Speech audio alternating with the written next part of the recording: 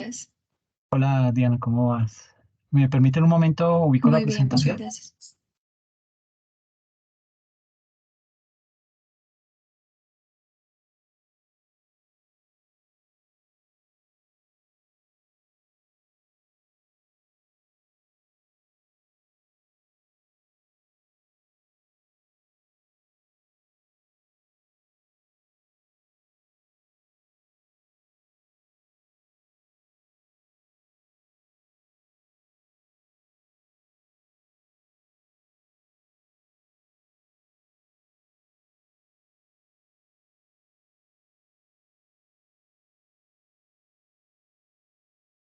Aló, hola,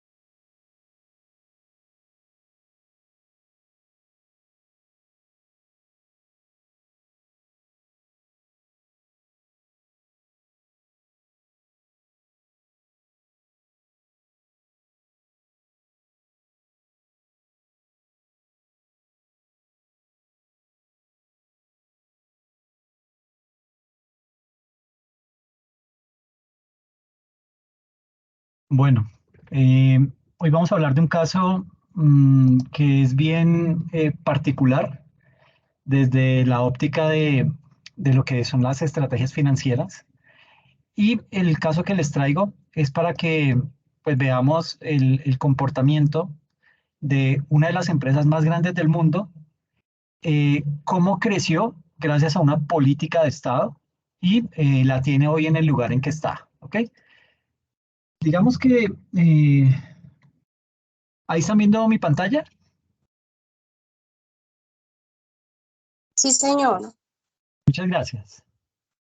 Entonces, pues básicamente, digamos que si abrimos el mapa, eh, como este que están viendo ahí en la presentación, y acercamos la vista puntualmente a este terreno, a Taiwán, lo que vamos a ver ahí es pues, básicamente una pequeña isla.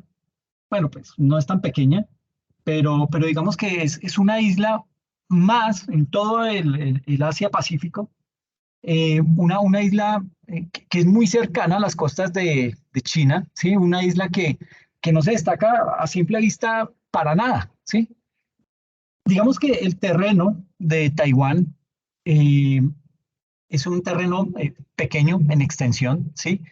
Aunque su población es grande, son 20 millones de personas en esa isla, pero bueno, si uno mira Japón, pues Japón también es más grande en terreno, pero pues también muchísimo más grande en población. Entonces, centrémonos ahí en Taiwán, una, una isla con 20 millones de habitantes, y pues esto no lo convierte en un gigante, pero es que además su ubicación geográfica pues tampoco parece especialmente relevante. A final de cuentas, pues Taiwán ahí digamos que no se destaca más que otras islas de Asia, como las que forman todo lo que es la parte de Filipinas, que es esta parte aquí, pues no se alcanza a ver mucho. Filipinas, Malasia, todo ese tipo de islas que están ahí en Asia Pacífico. Entonces, digamos que pues, Taiwán pasa a ser otra isla más, ahí perdida en el Océano Pacífico. Sin embargo, pese a todo, lo cierto es que hoy en día Taiwán es uno de los territorios más cruciales, uno de los territorios más estratégicos y potencialmente peligrosos de todo el mundo. Y usted va a decir, pero bueno, ¿cómo nos va a hablar de estrategias financieras si está hablándome de un terreno que posiblemente lo va a invadir China y que va a ser, que es peligroso? Pues para que se den cuenta, esto es básicamente una especie de contexto que les estoy dando para que lleguemos a la empresa que queremos analizar. Básicamente aquí estamos hablando de una isla que según muchos podría llegar a desencadenar una nueva guerra mundial. Tal así como lo dicen los diarios, Deutsche Welle de Alemania dice que China y Estados Unidos están hacia la guerra por Taiwán, ¿sí? O sea, van encaminados a la guerra, a una guerra por Taiwán. Y otro de los canales de noticias, CNN, dice que la visita a Taiwán de Nancy Pelosi, expresidenta de la Cámara de Representantes de los Estados Unidos, amenaza con empeorar la estabilidad entre China y Estados Unidos. Básicamente ahí lo que estamos viendo es lo estratégico que resulta Taiwán como territorio, ¿sí? Pero no es solo el territorio, ¿sí? O sea, ¿por qué estamos diciendo que la isla de Formosa, como también se le conoce, o Taiwán, es tan importante para las grandes potencias como lo son hoy en día China y Estados Unidos? ¿Por qué resulta ser tan importante esta isla? O mejor, ¿qué es lo que esconde tras ese pequeño territorio como para que quisiera, eh, digamos que, formarse la Tercera Guerra Mundial por ese terreno? ¿Ok? Pues la respuesta está en los semiconductores. Sucede que los semiconductores eh, son los componentes electrónicos que se necesitan para fabricar ordenadores, celulares, aviones, electrodomésticos. Los vehículos hoy en día se diferencian básicamente por esos juguetes, y esos juguetes, digamos que se puede abrir la puerta sin tocarla, que se despliegue en el vidrio panorámico una pantalla específica, etcétera, etcétera. Eso permite que todo eso se pueda hacer a través de los chips, ¿ok? En definitiva, toda tecnología que usted se pueda imaginar hoy en día, esa tecnología tiene chips, necesita de chips, ¿ok? Si en el siglo pasado, en el siglo XX, se libraron muchísimas batallas por controlar el suministro del petróleo, al día de hoy esas batallas, o al menos las batallas políticas, se libran básicamente por controlar este sector, el segmento de los semiconductores, ¿ok? Eh, y partiendo de eso, digamos que resulta que Taiwán es hoy por hoy el lugar más avanzado de todo el mundo en lo que concierne a la fabricación de ese tipo de componentes. Por ejemplo, eh, yo creo que han escuchado hablar de empresas como AMD o Nvidia, que son empresas de tecnología que fabrican procesadores de portátiles, de servidores, de muchos equipos, y Nvidia pues es la que crea las tarjetas de video con las que muchos de los gamers hoy en día pues pueden conectarse y jugar a nivel, digamos que jugar con compañeros en otros países. Pues sucede que esos productos de AMD y Nvidia no los fabrican ellos mismos, sino que los fabrica una empresa taiwanesa llamada TSMC. ¿Qué es TSMC o TSMC? Es Taiwan Semiconductor Manufacturing Company, ¿ok? Esa es la empresa hoy por hoy más importante a nivel del mundo. Ya no hablamos de Google, ya no hablamos de Microsoft o de Apple. Hoy en día todo gira en torno a TSMC, Taiwan Semiconductor Manufacturing Company. Es más, todos hemos escuchado hablar de Apple, ¿sí? Recientemente Apple ha sacado al mercado unos móviles, unos celulares y unos ordenadores con los procesadores más potentes, con esos procesadores que los hacen muchísimo más rápidos y muy eficientes en todo el mercado. Y de nuevo, al igual que pasa con AMD o con Nvidia, pues Apple no fabrica sus propios procesadores, sino que los fabrica esta empresa taiwanesa, TSMC, ¿ok? Entonces, veamos eh, entonces a la empresa productora de chips más famosa de todo el mundo, la gigante americana Intel. Esta empresa, Intel, esta es la empresa norteamericana que se encarga de fabricar chips, ¿ok? Mm, todos en algún momento pues hemos usado un portátil, un computador, un móvil que tiene un procesador de Intel, ¿ok? Cuando usted va, pues por lo general mira, uno cuando va a comprar un computador, lo primero que mira es cuál es el procesador, ¿sí? ¿Cuál es la velocidad de ese procesador? Y ese procesador lo conforman chips. Y los chips son los que lo hacen más rápido, los que hacen que resuelva tareas mucho más eficientemente y que su consumo de energía sea muchísimo menor, ¿ok? Entonces, en Estados Unidos, la empresa Intel era la que mandaba el mercado a nivel mundial, era la que fabricaba los chips más pequeños, hasta que salió TSMC, que es la empresa que hoy en día fabrica los chips más pequeños, los chips más rápidos y los chips más eficientes. ¿Ok? Entonces, simplemente para que tenga una idea, Intel hoy en día, gracias a un apoyo del Congreso de los Estados Unidos, le invirtieron cualquier cantidad de miles de millones de dólares para presionarla para que desarrolle chips a la altura de lo que está desarrollando hoy TSMC. ¿Ok? Ahora, ¿qué significa todo esto?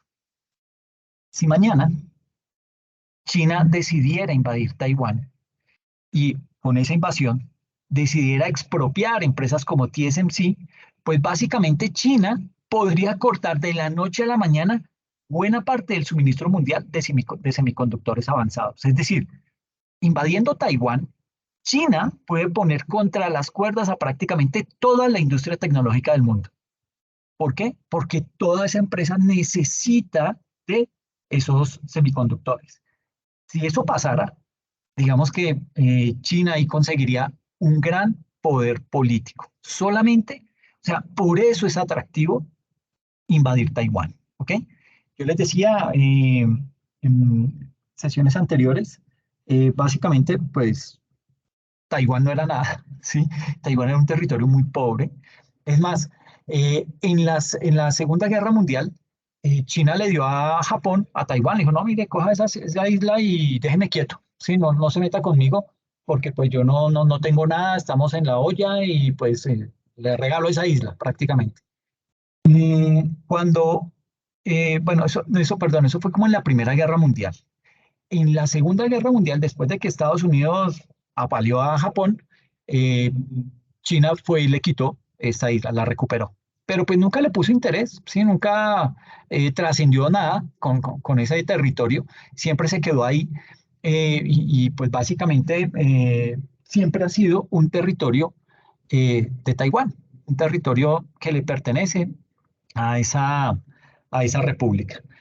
Digamos que ese tema con Taiwán, ¿sí? Eh, pues si China decidiera, repito, si China quisiera invadir Taiwán, lo puede hacer y básicamente lo que va a hacer es adquirir un gran poder político ejerciendo el control sobre esa empresa. Por eso es que Estados Unidos está por ahí también monitoreando, patrullando. ¿Por qué? Porque la cantidad de secretos que tiene esta compañía de armamento militar norteamericano es infinito, ¿ok? De hecho, ni siquiera tendría que China invadir la isla. Bastaría simplemente con bloquear su comercio con el resto del mundo. ¿Por qué? Porque como lo veíamos acá en el mapa, pues básicamente es simplemente que bloquee todo este estrecho, ¿sí? Y deja a Taiwán bloqueada económicamente. Entonces, pues digamos que bastaría simplemente con eso.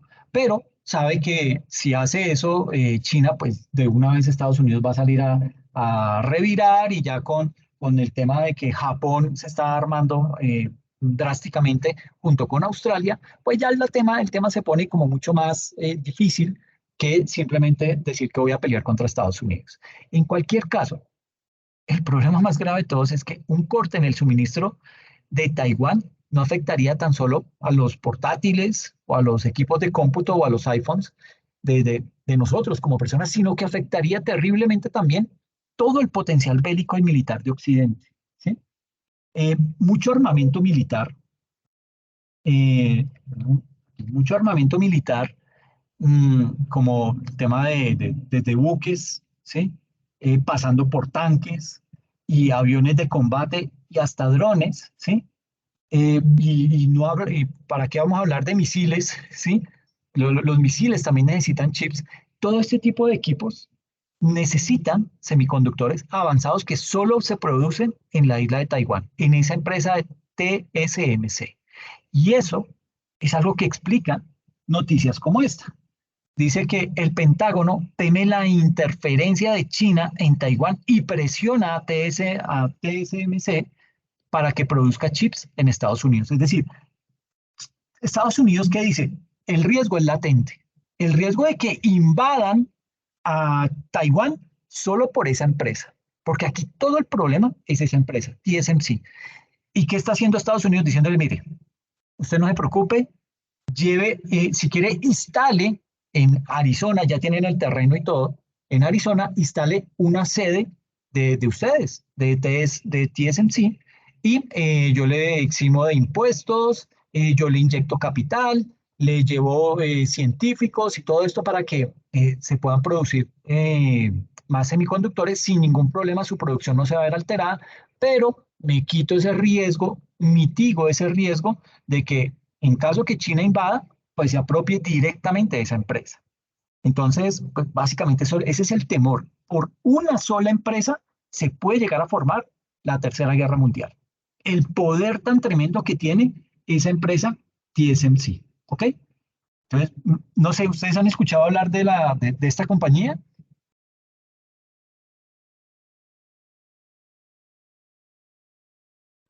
No, señor. No, nunca. No, profe. Ok, ok, listo. Entonces, mire, mire hasta dónde podemos llegar con el poder de una gran empresa. Y aquí no estamos hablando de Nike, no estamos hablando de Apple, ni nada de estas empresas que son las que por lo general vemos en los diarios, la que vemos en grandes medios de comunicación. No, esta empresa es muchísimo más poderosa. Eh, y digamos que, para resumir, Taiwán no solo es la líder indiscutible en el segmento de los semiconductores, sino que además todo Occidente depende terriblemente de esta empresa. ¿Sí? Imagínense que en pandemia, eh, pues hubo varios problemas con la pandemia. El primero, pues que toda la economía se apagó. ¿Ok? Entonces, pues los equipos, digamos que las empresas no producían.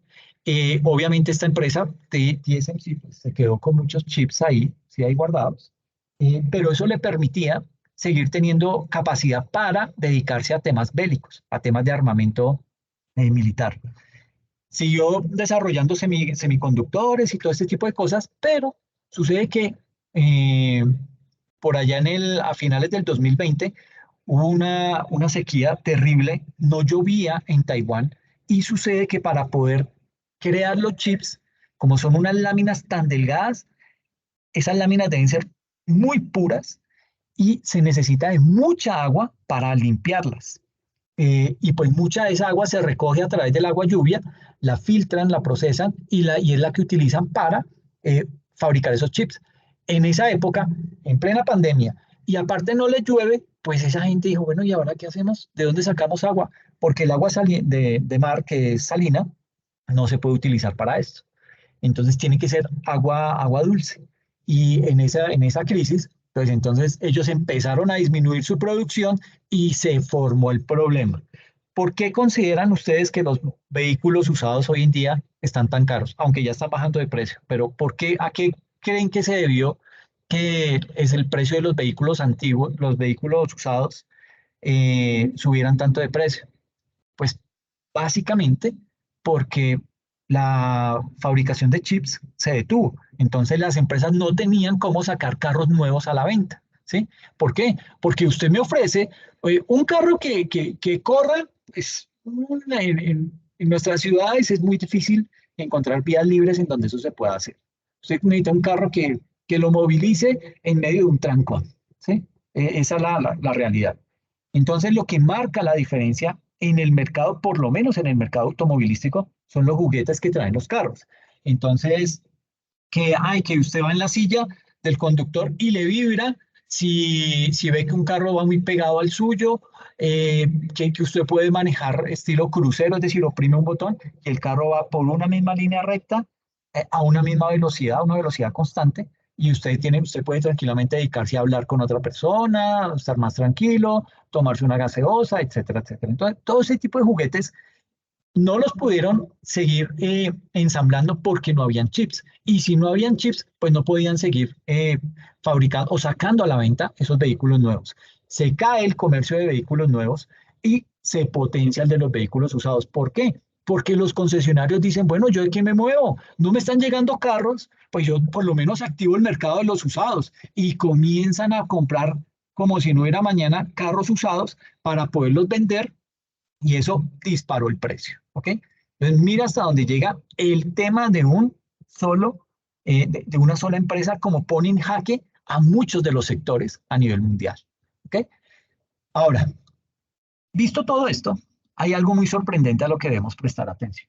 Y es estas preguntas. ¿Cómo consiguió una remota isla de Asia convertirse en la potencia más avanzada del mundo en semiconductores? ¿Cómo es posible que ni siquiera Estados Unidos o Japón, unas de la tecnología mundial, hayan podido ya no superar, o sea, ya no se habla de que superen a TSMC, sino que por lo menos la igualen, ¿sí? Que alcancen ese nivel de desarrollo tecnológico que tiene hoy por hoy Taiwán en el tema de la producción de esos componentes, de esos chips. Y la última pregunta es, ¿qué receta de éxito ha seguido la isla de Formosa o Taiwán para ir tantos pasos por delante del resto del mundo? ¿Cuál será el secreto? Pues, aunque hoy en día Taiwán sea indispensable en los sectores más tecnológicos y más avanzados de la economía moderna, pues la verdad es que eso no siempre fue así. De hecho, hasta hace tan solo unas décadas, Taiwán era una isla realmente pobre, pero pobre, pobre, ¿sí? Un lugar que fue asolado por numerosas guerras y que tuvo que ser ayudado económicamente por países occidentales como Estados Unidos por allá en la década de los 50. Por esa época, y un poco al igual que la China continental, Taiwán era un territorio con muy poca industria. Básicamente su principal actividad era la agricultura y ustedes saben, vivimos en un sector, en un país que está lleno de recursos naturales. Esos recursos naturales, va a sonar feo lo que digo, lo que voy a decir, pero así que se convierten en una maldición porque tenemos que hacer mucho esfuerzo para poderlos producir. ¿Y saben ustedes quién es el mayor vendedor de café en el mundo? Pues no es Colombia y no es Brasil, es Suiza. ¿Por qué es el mayor vendedor de café en el mundo si Suiza no produce café? Lo industrializó, ¿sí? Entonces, todo ese café que usted compra, que usted consigue, el Nescafé, ese café granulado, ese café en polvo, eso no lo producimos acá. Eso es café que se exporta, ellos lo procesan en su gran empresa Nestlé y obviamente le añaden muchos químicos y lo convierten en ese tipo de productos que todos consumimos. Entonces, imagínense, eh, eso de tener recursos naturales no es ninguna bendición que uno pueda decir que, ay, gracias a Dios producimos café, porque ya ni el café se está moviendo en la medida en la que se movía anteriormente. Entonces, digamos que por esa época de los años 50, pues Taiwán vivía o dependía era de la agricultura, y la agricultura es un sector que no le permite avanzar económicamente a ningún país, ¿sí? Entonces, Taiwán quería abandonar la pobreza. Si quería salir de pobre, Taiwán, ¿qué tenía que hacer? Cambiar su modelo productivo y empezar a apostar por la industria. O sea, salirse de seguir cultivando y dar el paso de industrialización. Y de esa manera fue como ellos se dieron cuenta que podían progresar. No había otra manera. Y fue así como a partir de los años 60 y gracias a la ayuda internacional que recibió de Estados Unidos y todos estos países que decidieron apoyar a Taiwán, empezó a desarrollar su industria poco a poco. Al principio, digamos que las fábricas taiwanesas básicamente se dedicaron a, a, productos muy dependientes de la mano de obra barata, como lo era la producción de ropa, la producción de juguetes, ¿sí?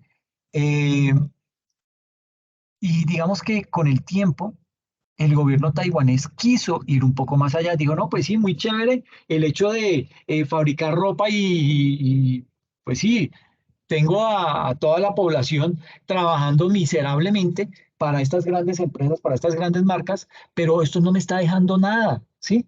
Entonces, básicamente, lo que hizo el gobierno taiwanés fue potenciar una industria que fuera más avanzada.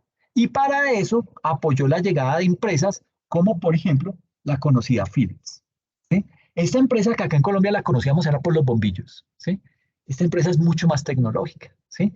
Eh, y llega Philips a Taiwán y ahí ya empezamos a hablar de empresas que en muchos casos se dedicaban precisamente a la producción de semiconductores.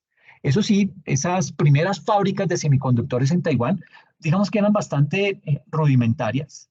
Básicamente eran fábricas dedicadas al ensamblaje, es decir, no hacían diseños, no fabricaban allí los semiconductores, sino que simplemente montaban las piezas, las armaban. Algo así como el que tiene unas piezas de Lego y construye una figura con ellas. Eso era lo que se hacía.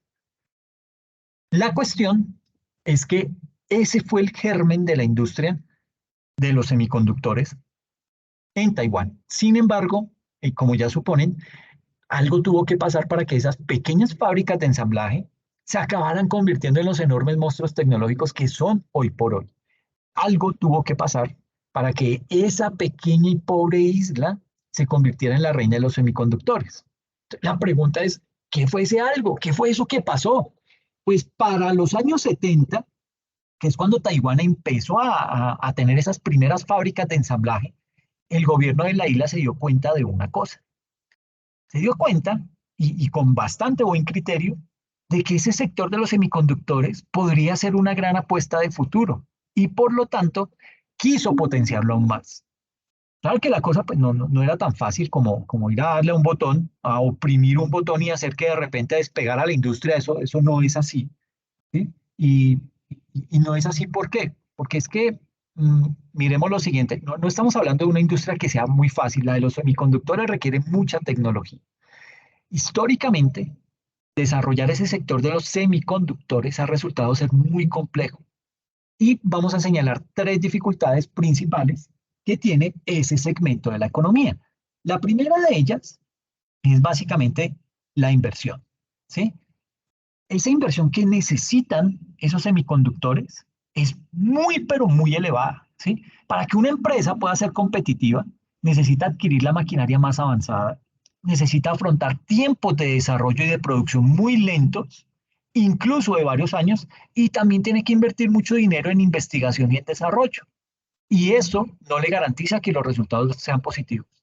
Cuando usted está en el sector de la investigación y el desarrollo, el hecho de que su investigación concluya que eso no se puede hacer, eso es un resultado, ¿sí? Que fue negativo y que invertí mucha plata y no se dio, pero eso es un riesgo que se corre en investigación y en desarrollo. Puede que las cosas no den fruto.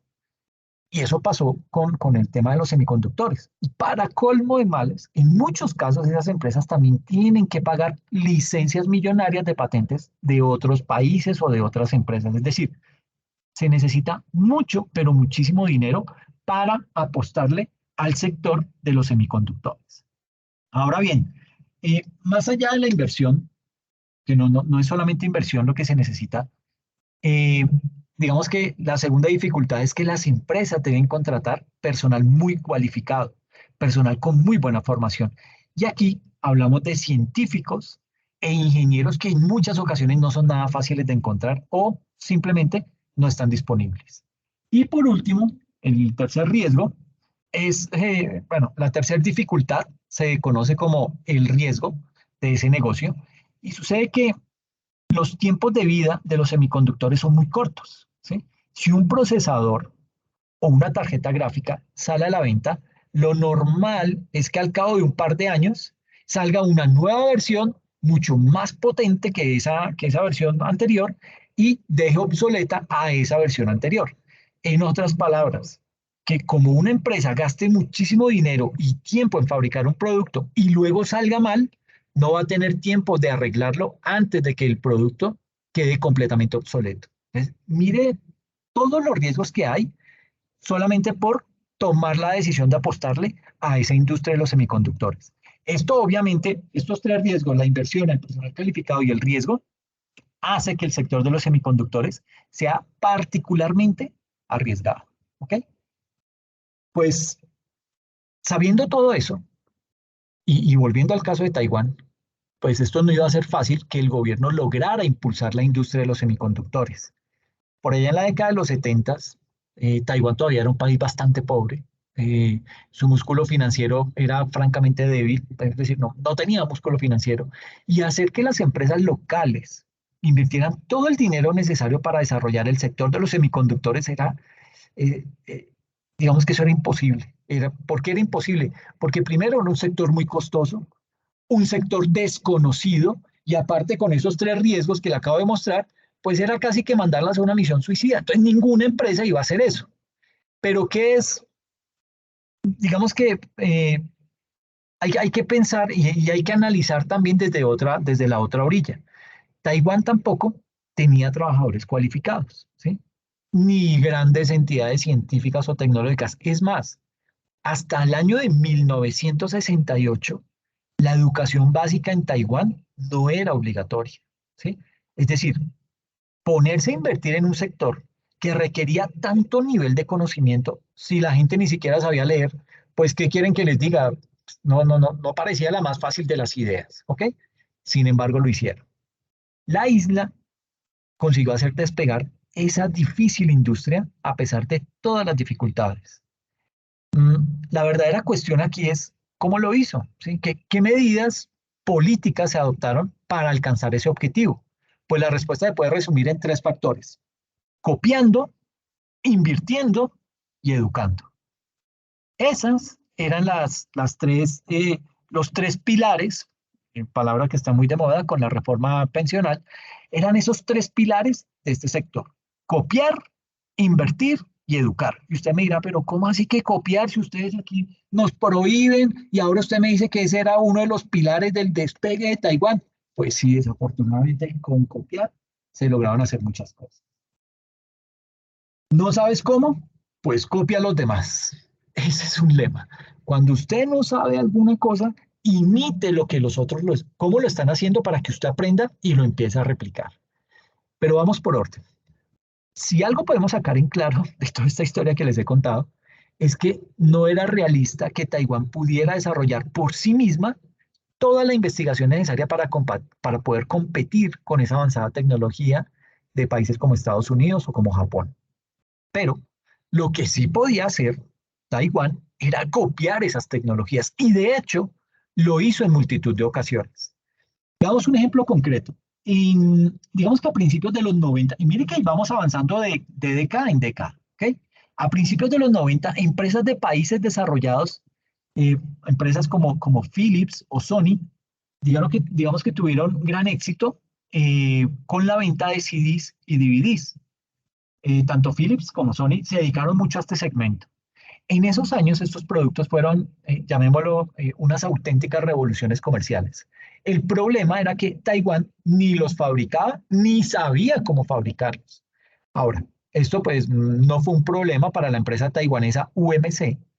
Esa empresa en tan solo 6 meses copió la tecnología de los CDs y de los DVDs y al cabo de poco tiempo acabó siendo la mayor productora de todo el mundo en temas de CDs y de DVDs. Esta empresa, UMC, terminó fabricando hasta 5 millones de discos mensuales, cifras que están muy por encima de las que tenían los creadores originales de Philips y de Sony. Ahora bien, no piensen que cuando hablamos de copiar, hablamos de que Taiwán se saltaba las leyes de propiedad intelectual. En realidad, las copias de tecnología de Taiwán eran todas legales y formaban parte de una estrategia del gobierno. Más concretamente, la estrategia de copia tecnológica de Taiwán fue llevada a cabo por el ITRI. ¿Qué es el ITRI? Es el Instituto de Desarrollo Tecnológico Industrial de Taiwán. ¿Ok? Ese ITRI fue creado por el gobierno por allá en 1973 y el objetivo o el propósito del ITRI era hacer crecer la industria tecnológica del país. La pregunta es, bueno, entonces, ¿en qué consistió esa, digamos que, cómo lo lograron hacer? ¿Sí? Porque, pues, volvemos al punto. Taiwán no tenía ni siquiera obligatoria la educación básica primaria, como para decir que era que tenía por lo menos los científicos y solamente le hacía falta plata. No, digamos aquí la pregunta básica es, ¿en qué consistió exactamente esta estrategia de copia tecnológica? ¿Sí? Pues miren, por una parte, y usando el dinero del gobierno, el ITRI, ¿qué hizo? el ITRI compró licencias de patentes a empresas extranjeras. Estas licencias son carísimas, ¿sí? Pero gracias a esas patentes, las empresas taiwanesas eh, pudieron copiar las tecnologías de forma completamente legal, ¿sí? Es decir, no tuvieron que falsificar o entrar en conflicto con otros países, nada de eso. Todo lo hicieron de manera legal y organizada y de esa forma pudieron hacer esas réplicas de eso que estaban copiando. Entonces, imagínese el siguiente caso.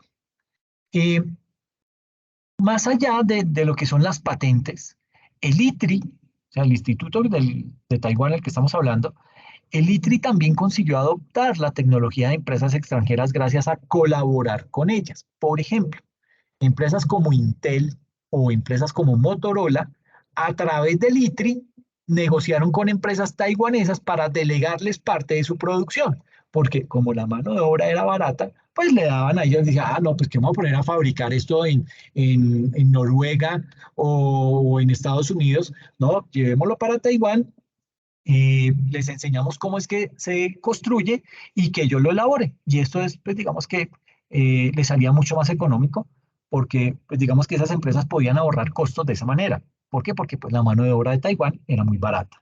Pero a cambio, las empresas de Taiwán pudieron acceder a una tecnología muchísimo más avanzada. Y no solo fue acceder a la tecnología, sino que aprendieron muchísimo de esas empresas sin necesidad de gastar enormes dinerales en investigación. Todo lo de investigación ya lo habían hecho estas empresas en sus países. Entonces simplemente lo que hicieron ellos fue mirar cómo era que lo hacían y aprender de eso. ¿Ok? Ahora bien, aparte de comprar patentes o llegar a acuerdos con multinacionales extranjeras, otra cosa que hizo el ITRI fue ayudar a las empresas locales a la hora de desarrollar investigación científica propia. Eh, por ejemplo, en los primeros años de la industria en Taiwán, las empresas tenían que testear sus productos de forma manual eh, y esto, pues digamos que era un proceso muy lento, pero además era muy caro. Ese proceso perjudicaba su competitividad. ¿Y cuál fue la solución? Pues la solución fue que ese instituto financió y desarrolló cada las herramientas de testeo, pero computarizado. Es decir, realizaban test con equipos de cómputo en vez de hacerlas de forma manual. Eran unos test mucho más rápidos, eran unos test que aumentaron considerablemente la productividad de las empresas. Pues bien, justo en ese sentido, el ITRI fue algo así como el centro de investigación compartido por las empresas tecnológicas de Taiwán.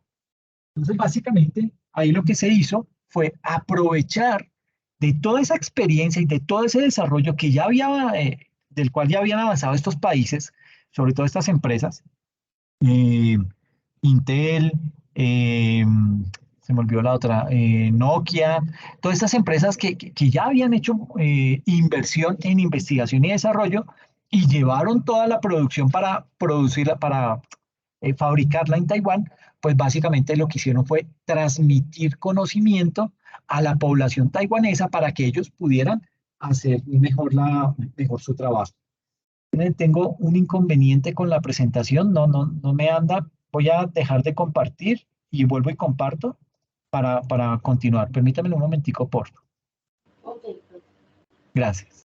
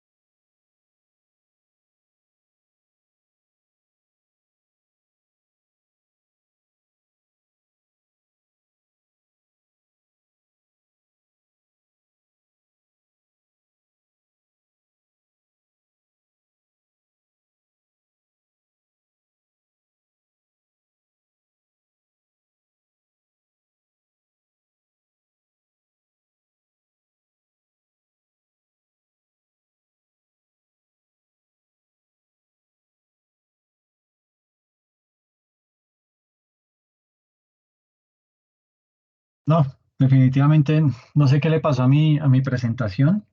Se me bloqueó. Voy a dejarlo aquí en el mapa, pero para poder finiquitar con el tema, ¿listo? Listo, profe. Muchas gracias. Gracias por la paciencia.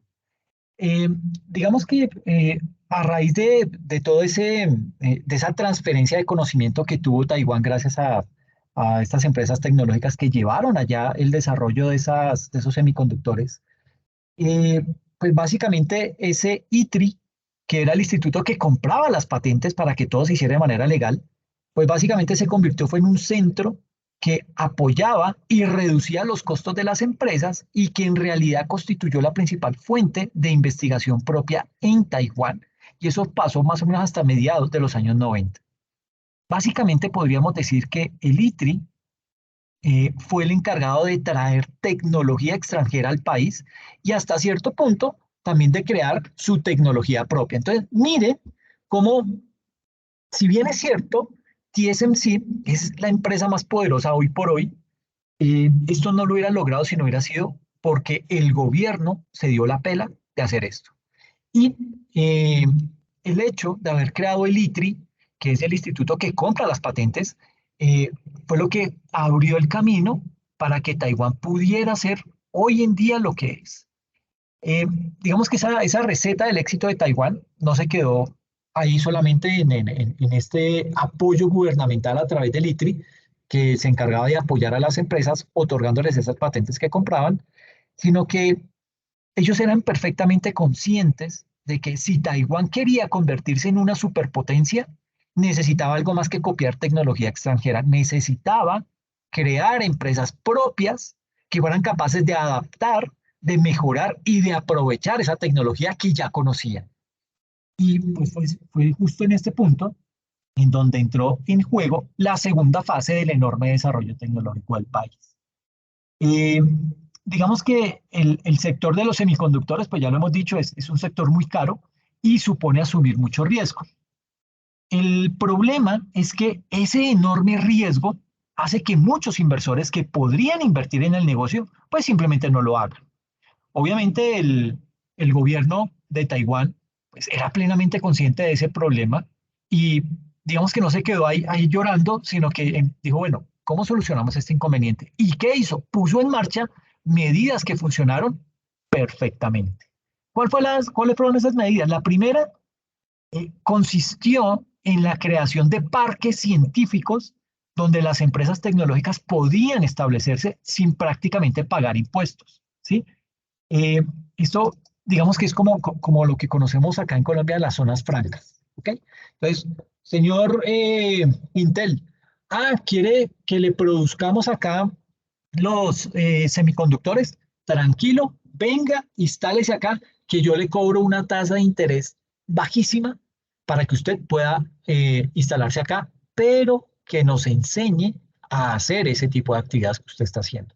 Entonces, a raíz de incentivos tributarios, Taiwán dijo, voy a traer muchas empresas de tecnología. A mí no me importa traer fábricas de ropa, no me interesa traer fabriquitas ahí de muñecos. No, yo voy por tecnología.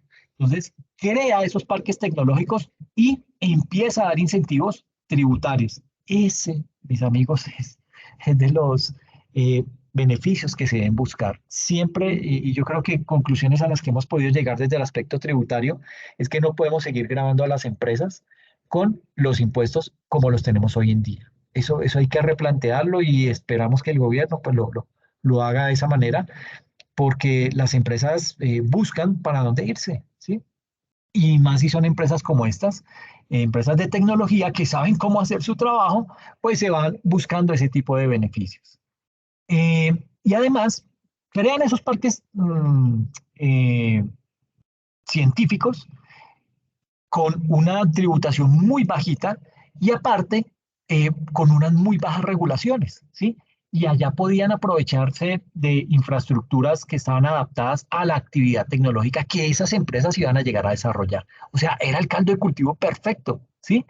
Pero mire, por favor, la sinergia entre esa política de Estado y las estrategias financieras de las empresas.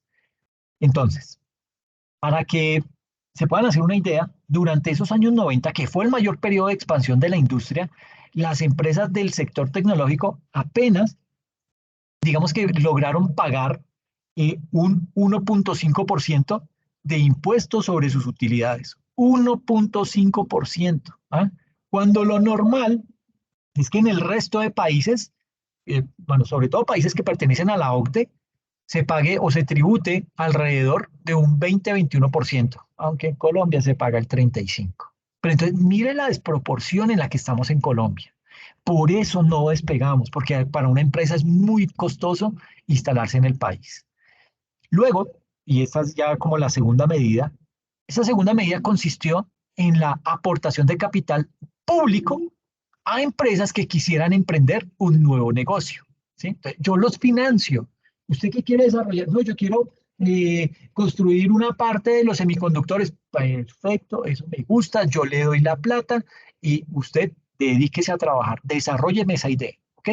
Básicamente el gobierno invirtió dinero de su bolsillo para ser copropietario de las nuevas empresas privadas, soportando de esa manera una muy buena parte de los costos de la inversión y reduciendo parte del riesgo de esos inversores, porque si mi socio mayoritario es el Estado, pues yo, digamos que ya voy en coche. Pero veamos un ejemplo en concreto. ¿Se acuerdan de TSMC, no? Que es la empresa que estamos manejando, que es la empresa que le fabricaba los procesadores a Apple y a AMD. Pues esa empresa fue constituida en el año 87 y el 48% de la inversión estuvo a cargo del gobierno de Taiwán a través del ITRI, a través del instituto que compraba las patentes. Entonces le dio el gobierno taiwanés el 48% de la inversión para que el ITRI comprara esas acciones. ¿Ok? De esa forma, y junto a la estrategia de copia tecnológica que ya hemos explicado, Taiwán logró solucionar dos de sus mayores problemas, la falta de inversión y la falta de tecnología avanzada. Imagínense, solucionaron más del 80% de los problemas que puede llegar a tener una empresa hoy en día. Ahora, todavía quedaba un último gran inconveniente, y era el inconveniente de la mano de obra. Recuerden que Taiwán no tenía mano de obra calificada. Y es que, a pesar de tener acceso a tecnología moderna y de tener nuevas y poderosas empresas, a Taiwán le seguía faltando trabajadores calificados. Pues bien, para poder arreglar esta situación, ¿el gobierno qué hizo? Y mire que en todo esto estoy nombrando al gobierno.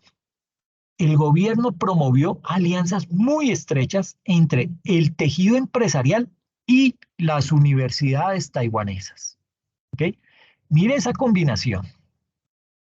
Las empresas, ¿qué hicieron? Las empresas, pues obviamente, empezaron a colaborar, eh, pues básicamente a colaborar con las universidades, les enviaban equipos, les enviaban materiales, herramientas para que los alumnos pudieran tener un aprendizaje avanzado, pero centrado en las necesidades de la industria. O sea, yo universidad formo personas que van a llegar a solucionar problemas de la industria y al mismo tiempo esos estudiantes podían realizar prácticas en esas empresas y al acabar sus estudios podían quedarse en esas empresas consolidando ese puesto de trabajo. Entonces, digamos que esa estrecha colaboración entre empresas y universidades junto al fomento de la educación por parte del gobierno, pues prácticamente ¿qué hizo? Duplicar el porcentaje de personas con educación superior en el país y lo hizo en tan solo 18 años. Además, muchas de esas personas estaban formadas en ámbitos como las matemáticas o la ingeniería, y ojo, porque la cosa no acabó ahí. Otra medida que tomó el gobierno para garantizar que hubiera mano de obra especializada fue desarrollar programas de apoyo a trabajadores que quisieran mudarse a trabajar a otros países, pero con una condición de que luego volviera. Es decir, vaya, aprenda, yo le patrocino ese viaje, le pago sus gastos de manutención, pero usted regresa y me transmite ese conocimiento. Entonces, de esa forma, ¿qué pasó? Que algunos taiwaneses fueron a trabajar a las mejores empresas del extranjero y cuando volvieron al país, volvieron con una gran cantidad de conocimientos valiosos que le permitieron, obviamente, a las empresas taiwanesas potenciar la industria local Y no solo fue eso, sino que muchos de los que volvieron montaron sus propias empresas o más tarde tuvieron importantes contactos con los que desarrollaron grandes negocios. En definitiva, gracias a todo este trabajo mancomunado, sector privado y gobierno, Taiwán pasó de ser un simple ensamblador en los años 70 a empezar a crear semiconductores de verdad, ¿sí? Al principio lo hizo con relojes digitales, lo hizo con circuitos para juguetes, para tecnologías muy básicas, ¿sí? Es decir, se fue entrenando en ese tipo de saberes. Y más tarde fue avanzando para poder producir las tecnologías más avanzadas. En cualquier caso, todavía faltaba algo más. Taiwán no solo consiguió crear una industria fuerte, sino que consiguió crear la mejor industria de semiconductores del mundo. Y para ser el mejor en ese sector, en ese segmento de la economía, no solo basta con copiar a los demás, sino que hay que tener que ir un paso más allá, hay que crear productos exclusivos y prácticamente arrasar con la competencia. Y eso fue lo que hizo Taiwán. Eso fue lo que hizo TSMC. Arrasó con Intel, arrasó con AMD, arrasó con iPhone, arrasó con todas esas empresas de tecnología. La pregunta acá es, ¿cómo consiguió hacer eso Taiwán? ¿Sí?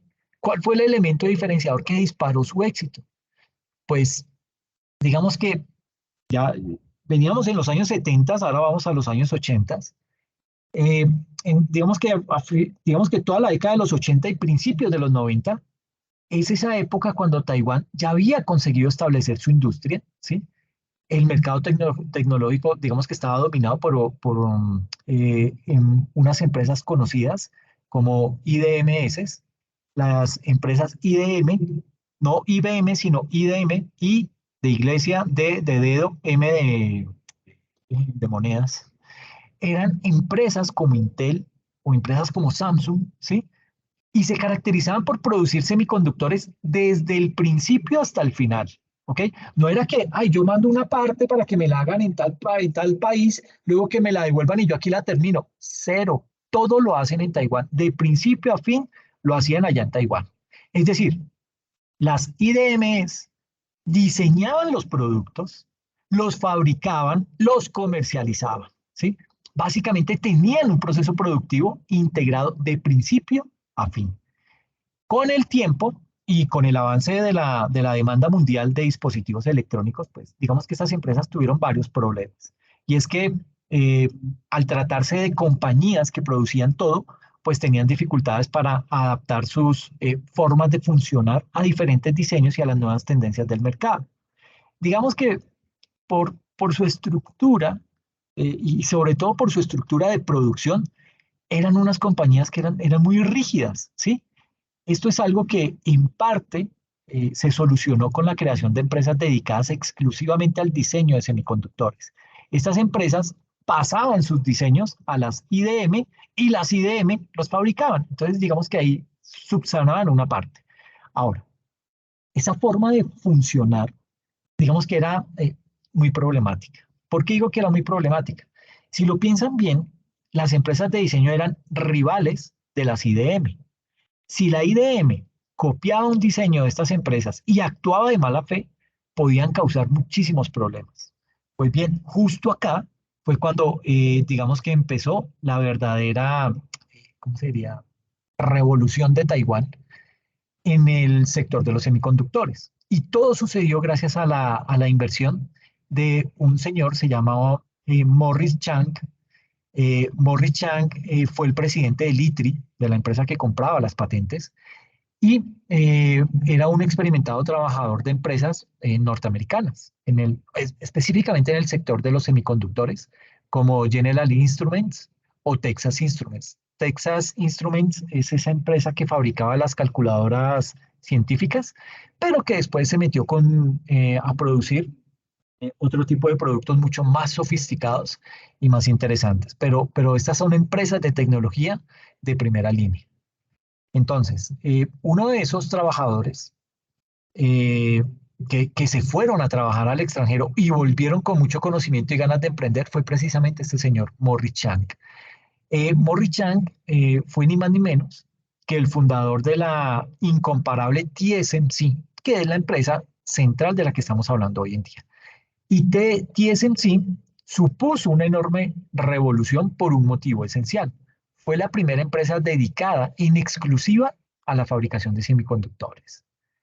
A diferencia de las IDM, como Intel, eh, TSMC no diseñaba ni comercializaba ni se encargaba de procesos de producción que fueran, digamos que más allá de la fabricación pura y dura. Eh, Esto fue una absoluta ventaja frente al resto de empresas por dos motivos principales. El primero es que el hecho de centrar el tiro tan solo en la fabricación de semiconductores y no en otras cosas, TSMC consiguió crear procesos mucho más eficientes, con menos redundancias y reducir muchísimo los costos, que en temas de tecnología resulta ser muy importante porque si algo le duele al sector de la tecnología es precisamente los costos.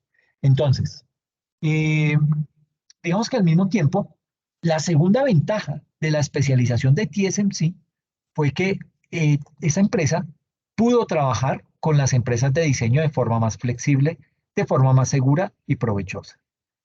La producción de TSMC no estaba adaptada en exclusiva a una especie concreta de semiconductor, sino que era eh, adaptable a diferentes diseños que proporcionaban otras empresas. Prueba de eso es que hoy en día TSMC produce para multitud de empresas como Intel, AMD, Apple, Nvidia y Samsung, ¿sí? Y puede ganar dinero con todas esas empresas. Y ojo, porque además, como TSMC se dedicaba en exclusiva a la fabricación, eso ya suponía una competencia directa para las empresas de diseño. Si una diseñadora mandaba su producto a TSMC, esta no corría el riesgo de que TSMC la copiara o actuara de mala fe. Entonces, digamos que ahí, ¿cuál era la conclusión? Que las empresas de diseño empezaron a elegir a TSMC como una opción favorita y gracias a eso, TSMC se disparó como un cohete en el mercado. Empezó a vender como si no hubiera mañana, ¿sí? Para que se hagan una idea, durante los años 90, las utilidades de TSMC crecieron hasta un 50% por año. ¿Ok? Y a principios de los años 2000, digamos que transcurría una década, esta empresa, TSMC, se consolidó como la empresa líder absoluta del mercado de semiconductores. Eh, Aunque digamos que el caso de TSMC puede parecer un ejemplo aislado, lo cierto es que, que esta manera de producir fue mucho más allá y benefició a toda la industria de Taiwán, ¿sí? En su conjunto. Mm, todo lo que tenía que ver con el mercado de los semiconductores resultaron beneficiados. ¿Por qué digo que resultaron beneficiados? Porque, ¿se acuerdan de los parques tecnológicos de Taiwán? En esos parques, y en parte gracias a la mediación del ITRI, que es el instituto que compra las patentes, el resto de empresas siguió un proceso de especialización muy similar al que hoy en día está siguiendo TSMC. Bueno, al que en sus comienzos empezó a trasegar TSMC. Eh, Fíjense, por ejemplo, en que, digamos que hay una representación que se hizo por allá en el año 2014 de cómo se dividía la industria de los semiconductores en Taiwán. Espérenme, lo buscamos en internet, solamente para darles una idea de qué es, porque es que lástima que me haya fallado la presentación.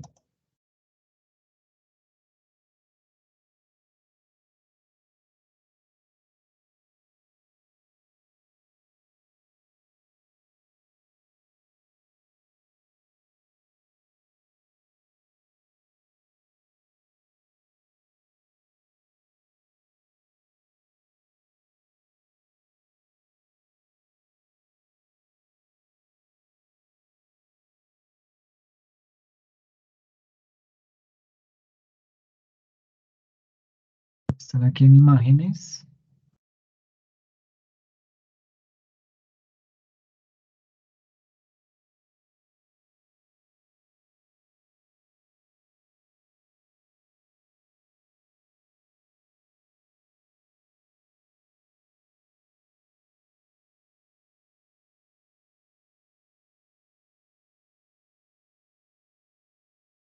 Este no es.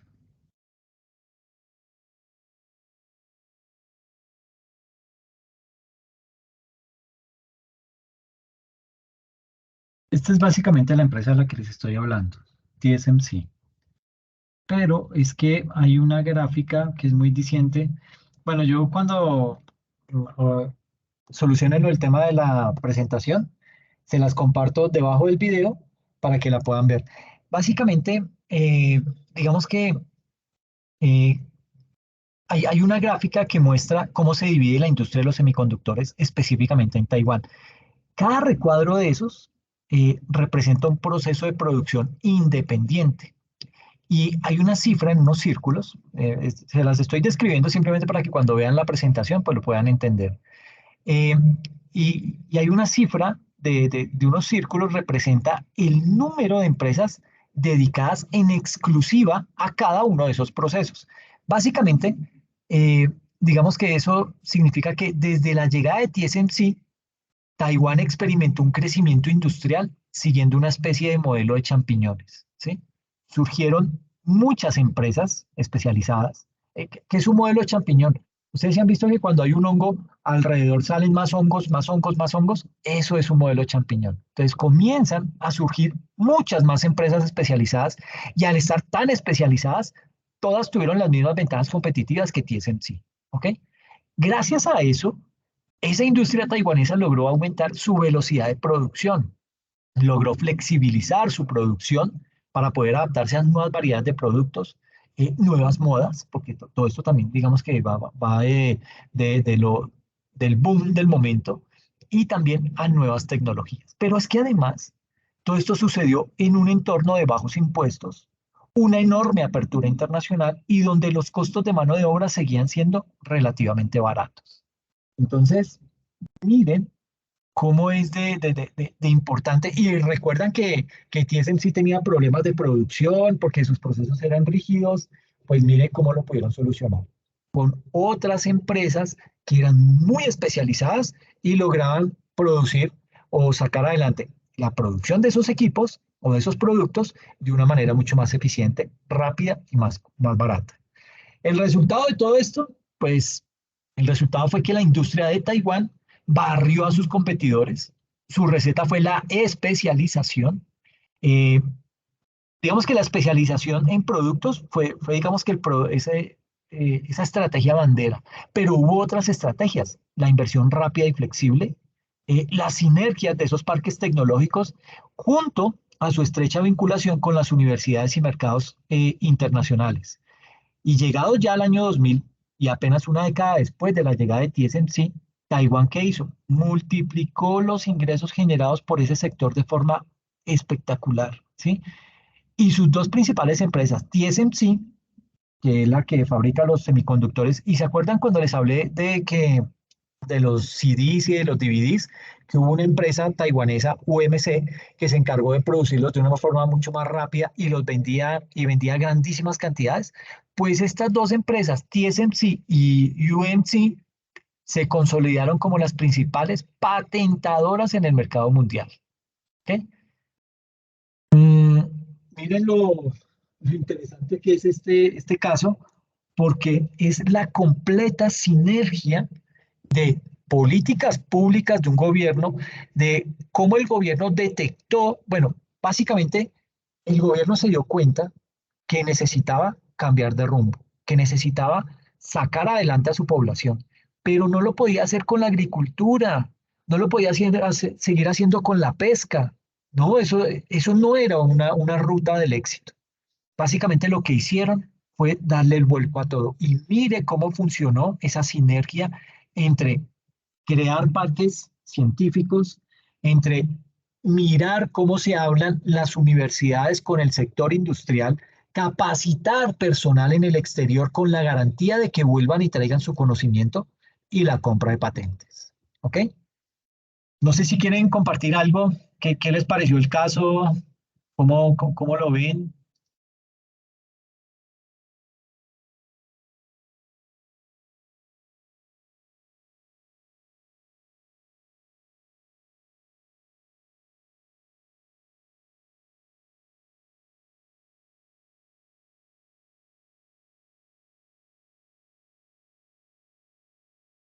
Dime, Lida, ¿cómo vas?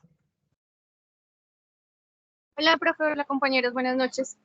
Buenas Sí, no, noches. pues yo lo que quiero comentar es que para mí está muy claro que el tema de las no es propiamente muy asociado a la invención o a la creación. Creo que es algo que se da mucho mejor y que permite perfeccionar justamente cuando ya se ha superado esa etapa de invención y creación, lo que pues el profe manifestaba como copia. Eh, y resulta de pronto menos atractivo para muchos sectores, porque pues simplemente quieren como el tema de la originalidad y la creatividad y la novedad, pero pues en tema tecnológico eso no mueve el mundo, lo que mueve es mejorar la receta, como se dice por ahí, y potencializar, por supuesto. La inversión en educación creo que ese es el más claro ejemplo de que es lo que hay que hacer para poder tener una economía muy movida y muy rentable. Era eso, profe. Qué bien, Lida, sí, es muy importante lo que mencionas y es lo que hemos venido hablando a lo largo de esta sesión y es esa sinergia, porque es que, sí, muy chévere cuando una empresa privada tiene la iniciativa y logra salir adelante. Microsoft, Amazon, el mismo Google, ¿sí?